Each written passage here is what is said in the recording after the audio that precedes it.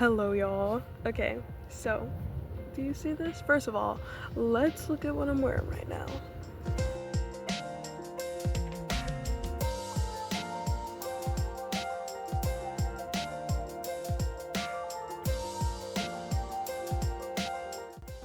Pretty freaking awesome. So, welcome to my first YouTube video. This is kind of different. I've never really done like a talking video before. But we're gonna chill while I talk to you about how I made this jacket. So let's get into it. So honestly, I kind of fell into the let's buy fabric, then figure out a design. So I found this wonderful, lovely fabric on Etsy, and it was affordable. I always knew I wanted to do a velvet project. Originally, I was thinking of doing more of a velvet kirtle or like a Baroque inspired bodice, but I ultimately settled with a jacket because velvet is just too pretty to cover up. I could not sit and be happy with myself if I just made a big old sun and then embroidered in this like beautiful velvet and then like threw a jacket over it. Like I couldn't, so it had to be the jacket. But like doing this embroidery was kind of just like a go with a flow sort of thing, because using this fabric, I did not expect the lining to be so difficult to work with. I mean, I did buy it off of Amazon, but the color is great. The color is great, don't get me wrong, but the actual fabric was kind of a nightmare to work with. It like, as soon as you cut it, it just disintegrates. It's gone. I mean, did it even happen? So that was complicated in itself. So I spent around 6 hours roughly pattern drafting. I made a mock-up.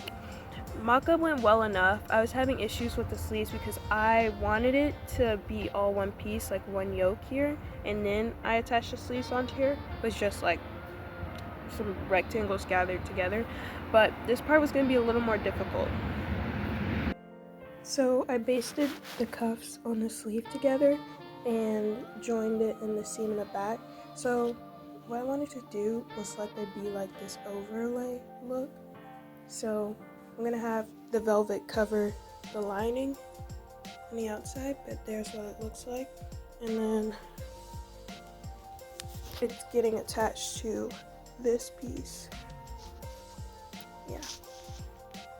But this velvet has been shedding so bad, but I've sewn it all by hand for now. I think I'll go and do the rest by machine later. Ignore the background noise. I mean, I am outside in beautiful nature and I'm loving it. I really am. This is very different. It's winter time if you couldn't tell, because everything's so sunny and warm. You've got to give it to global warming for keeping me out here right now. I wouldn't be doing this video without you, so shout out. Anyways, I finally finished the mock-up, then I altered the pattern, and then I got to work. I got to cutting it. It took me a few hours, maybe like 3 or 4 hours to cut everything out because I was working with scraps. I did not have enough fabric to even initially make this jacket. I actually had to take some off, some gathers and stuff, so I could actually be able to use the fabric that I had to make this jacket. So what I did was I basically placed all of the pattern pieces in sort of a mix match puzzle, and I went from there and I listened to my intuition, and somehow I managed to cut everything out.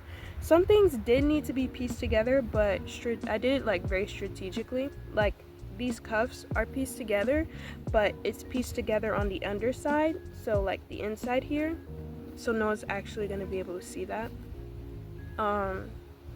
Same with some other pieces. I don't know what I pieced together. I know I did a good job though, if I can't tell. So but yeah, I got to sewing, and most of it is not on camera because I got sucked into my project. I was locked in.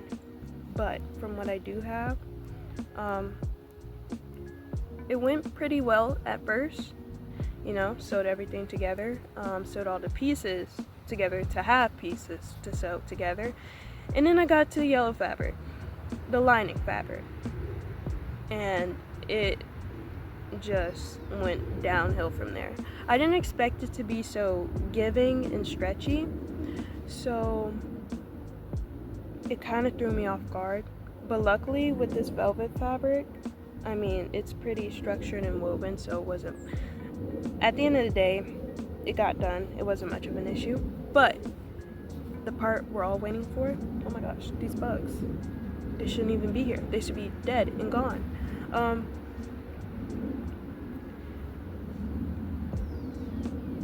Oh my gosh, she's so majestic. Doing the embroidery, I know that's the part y'all are all probably waiting for. I cut out the piece of fabric and I interlined it with this woven like cotton, and I just went to work. Because I've never embroidered really before, and I just kind of went to town, did some straight stitches, kept it fairly simple. I know I did straight stitches. I definitely did a lot of back stitching. I did a few chain stitches, I think, and I just kind of made it look cool. I did.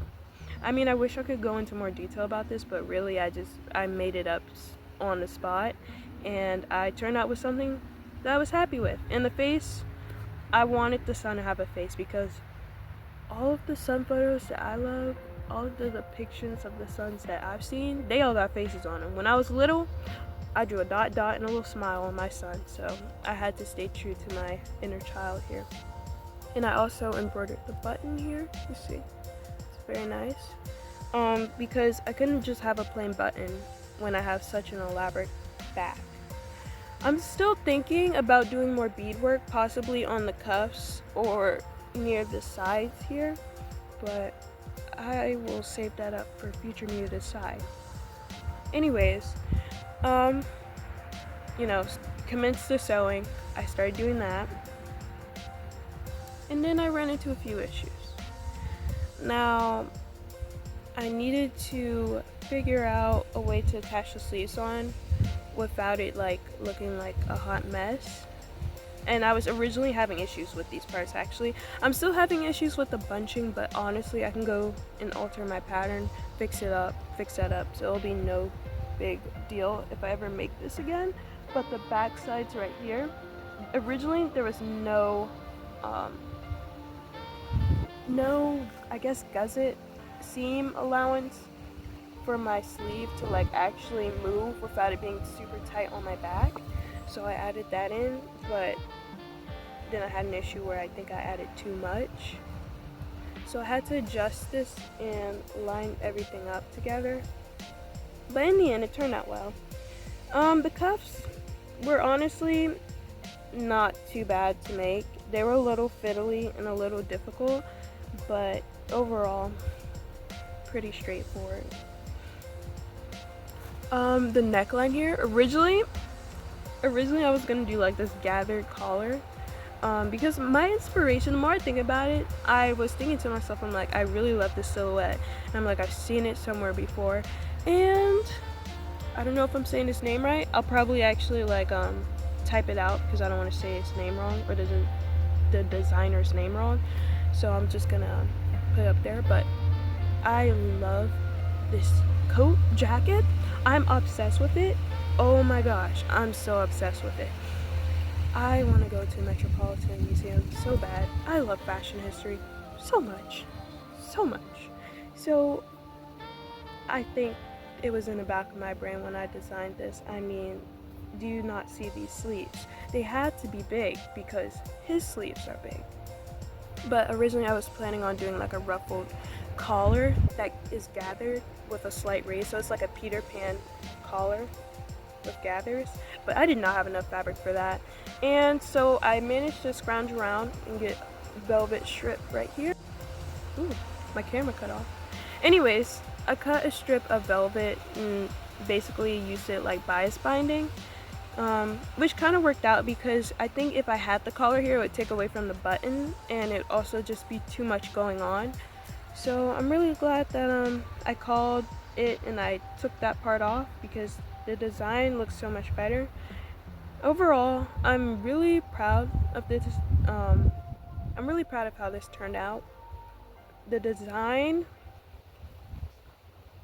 the design, the design definitely evolved. And honestly, I'm really proud of this. It took me 3 weeks to make.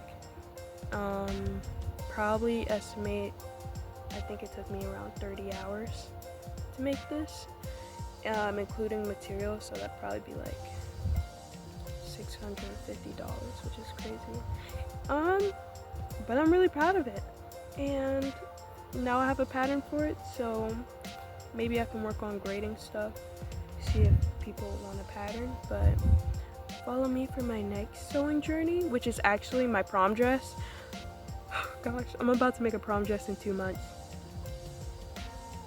so stay tuned for that. Anyways, I hope you enjoyed this video. This is definitely it's different. Hopefully it wasn't boring. But thanks for watching. Be sure to subscribe, and I will see you next time. Bye, my vintage lovers and kindred spirits. Ooh, that was kind of weird, but I like it.